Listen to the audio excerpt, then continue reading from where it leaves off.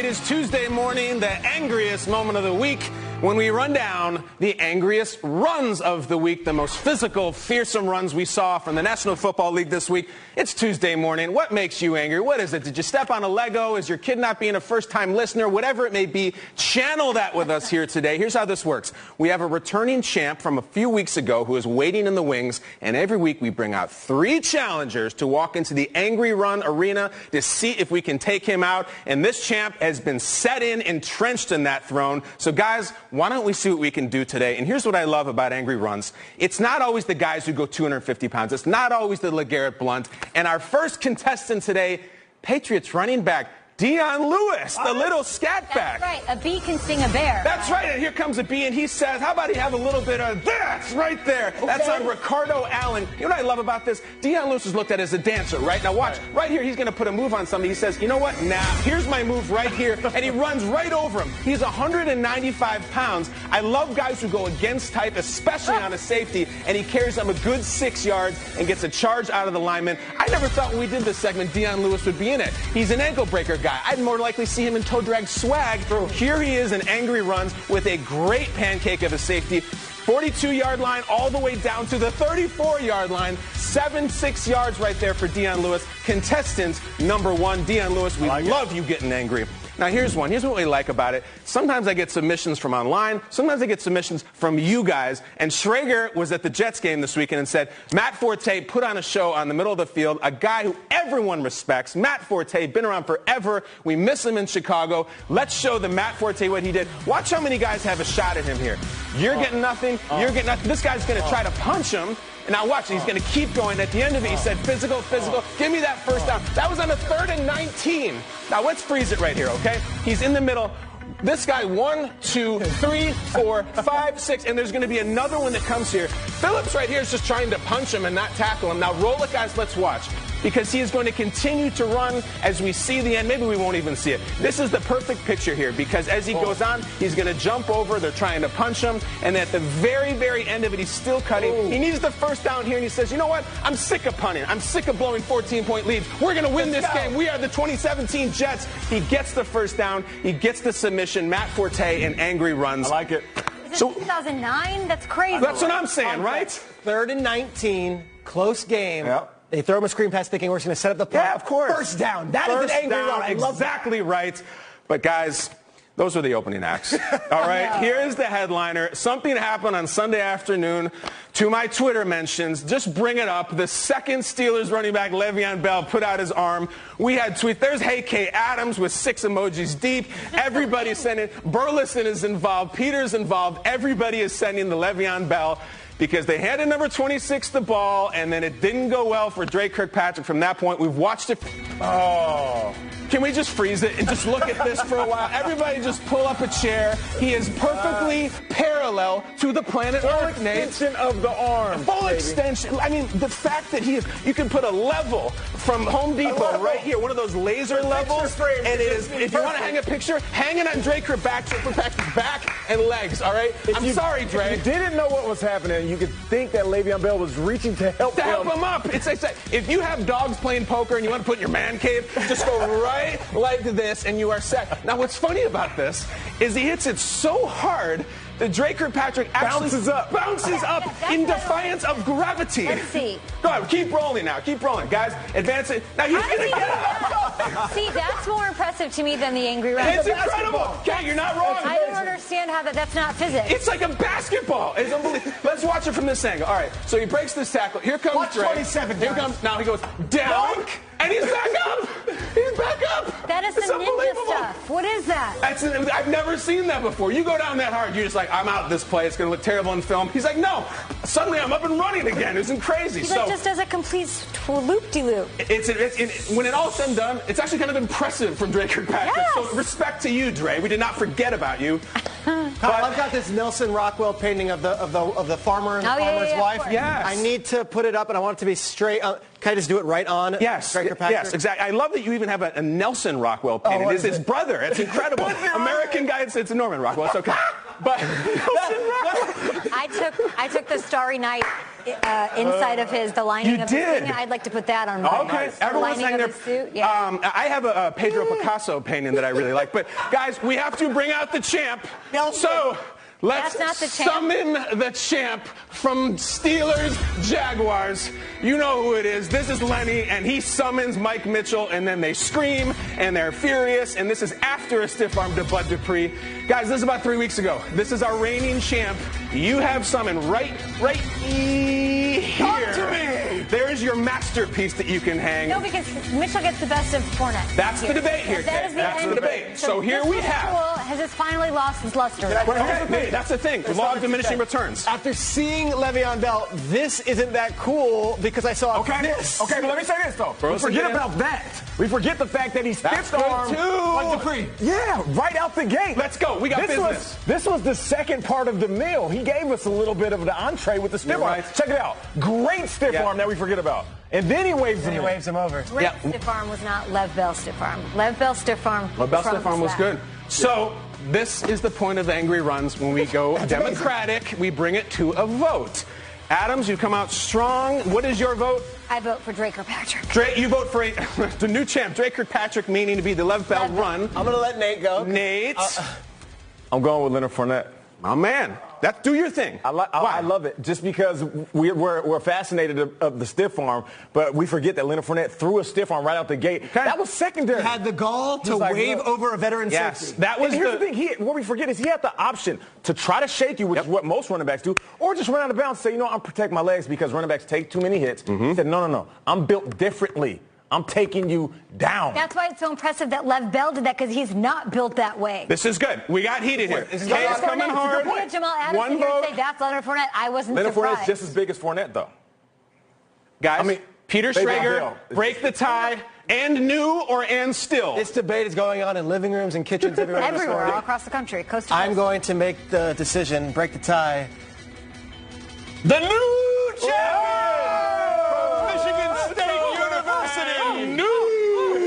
I'm not mad at it. Unbelievable. Here's the deal. We do this every week. I want you guys to send things, not just from the NFL, from your lives. If it's your 3-year-old runs over your 2-year-old and it's a cute video, that's an angry run. If one of your boys walks through a screen door, that's an angry run, and we will put it on that screen, and you can bust through it. Please send us every single weekend. We'll get them up there. Angry runs, a new champ, Kay Adams. We see a lot of angry runs. We're seeing a lot of shovel passes. We're also seeing some spats on the sidelines. Could that be a good thing? Do players and coaches deserve a pass for sideline spats? We'll dig into it. One of our hosts certainly thinks it might be a healthy thing. Good morning, football to you. Live in New York City, we've got your highlights, of course, from Monday night action between the Eagles and the Redskins, all coming up. But Week 7 officially donezo, so it's time to talk about what we learned. Nate, what did you learn, buddy? What we learned. All right. The art of a good argument. Whether you're family or close friends, arguing is a necessary evil to balance things out. To argue, by definition, is to exchange or express diverging or opposite views, typically in a heated or angry way. This goes way back to Cain and Abel, two brothers who never saw eye to eye. Even our cartoons displayed disdain amongst each other. I mean, look at Ren and Stimpy. You idiot! Wow. And Tom and Jerry, they lived together their whole lives and couldn't go one day without beating. Spy versus spy, I would even say these guys might even be brothers, literally tried to kill each other every chance that they get. Sometimes it's all jokes with the ones you love, like Martin and Pam, and other times the same person you kick it with the most be the one that you crack jokes on the most, just like Will and Carlton. And speaking of kicking it, Solange and Jay-Z got into it. And they got over it. You know? Sometimes you got to kick sense into the ones you love. Now, listen, get over it, though. sidelines on the arguments on the sideline, they're not new in sports. Some of the best to ever do it, they yell and scream in the heat of the moment. The GOAT of the NBA, Michael Jordan, was a fierce competitor. He once punched his teammate and now Warriors head coach Steve Kerr in practice just to send a message. In the goal of the NFL, Tom Brady, he's barked at teammates on the sideline before, just like we're seeing right here, to get things right. The point I'm trying to make, if there is no love lost and there's improvement post-squabble, then no harm, no foul. Actually, next time you see a spat on the sideline, if there's no fist fight, who cares? Okay. Wow, Nate. Sideline reporter perspective on that. I love it. It's drama, and a lot of times it's just tempers from a bad play. Or something. But Brady and Bill O'Brien is legendary. Right. Tom Cable is probably the one coach in the NFL. And we saw Doug Baldwin get into it with Tom Cable. What happens? After that, he gets in the end zone. Yeah. The team picks it up. Seahawks win the game. Solange wasn't messing around. No. She came. That was years of frustration of being Street Fighter boiled kicks up. right there. Crazy. Okay. I don't want any of that. Solange takes. I mean, she was coming hard. Good morning, football. Way down there in Louisiana, there's something brewing in the Big Easy this season. After starting the year out 0-2, the Saints have now rattled off 4 straight wins and sit atop the NFC South standings. It's the usual characters, Breeze and Cam Jordan and Mark Ingram. They've all been great, but what you might not realize, and what I learned this week, is the incredible production the Saints are getting from their rookie class. There were a lot of rumors of Patrick Mahomes' interest on that first night of the draft, but the Saints selected Marshawn Lattimore of Ohio State with the 11th pick. He's now started 5 games. He had a big pick 6 against Matthew Stafford, and he looks like the lockdown cornerback the Saints have been so desperately searching for to solidify their pass defense. Ryan Ramczyk, the 32nd pick. He has started every single game this season, and he has helped keep Drew Brees upright. Safety Marcus Williams, he goes in the 2nd round out of Utah. He has started every game, and he picked off Cam Newton in the team's first win. And then there's Alvin Kamara. Went in the 3rd round and is averaging 96 yards from scrimmage over the last 3 weeks. That's not it, though. These guys are all rookies. Trey Hendrickson, all over the field on that rejuvenated defensive line. And linebacker Alex Anzalone, he started every game before suffering a shoulder injury that's kept him on the IR. Look, the Saints have had one legendary draft class in their history, the 2006 one. Look at these names. Oh, Reggie. Reggie Bush, Roman Harper, Jari Evans. And then you got late Marcus Colston, and you got Zach Street. All these guys were key pieces, and Rob Ninkovich isn't bad either, to their Super Bowl championship team. That one is legendary down in New Orleans. Well, 7 weeks into the 2017 season, this year's draft class may have an argument as the best Saints draft class ever. So hats off to Sean Payton, to Mickey Loomis, to Terry Fontenot, and the rest of the New Orleans front office. I don't like doing draft grades. I hate doing draft grades. But 7 weeks into the season, the Saints draft, that's an A+. Awesome. I like that. Awesome. Well great, both sides of the ball. I know we saw what the Eagles did last night, but Saints in the NFC, look out. Okay, here's what I learned. What'd you learn? So we didn't really get to talk about this on the show because there were so many highlights. Joe Thomas's incredible snap streak ended at 10,363 snaps. He, of course, tweeted yesterday having surgery on his tricep tendon. Surgery soon, rather. Tough break. Hate to see this, but I started thinking, so what are the other streaks that we should be paying attention to that deserve our attention? And I went on Twitter and I asked some of our followers, guys. They said 243 games in a row. Brady said, let's go! That's a good one. Tony Romo successfully announcing the play before it happened streak. That's a good one as well. 79 games in a row of announcers trying to say... Le'Veon Bell, patient. Huamanuanui. Trying to avoid to say it so they don't have to. I just did that right there. But here's some other ones that I think that you guys should pay attention to. Let's start with Alex Smith, guys.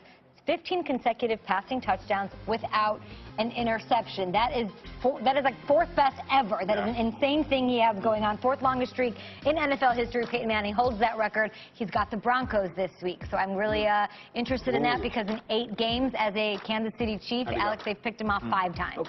So that may end...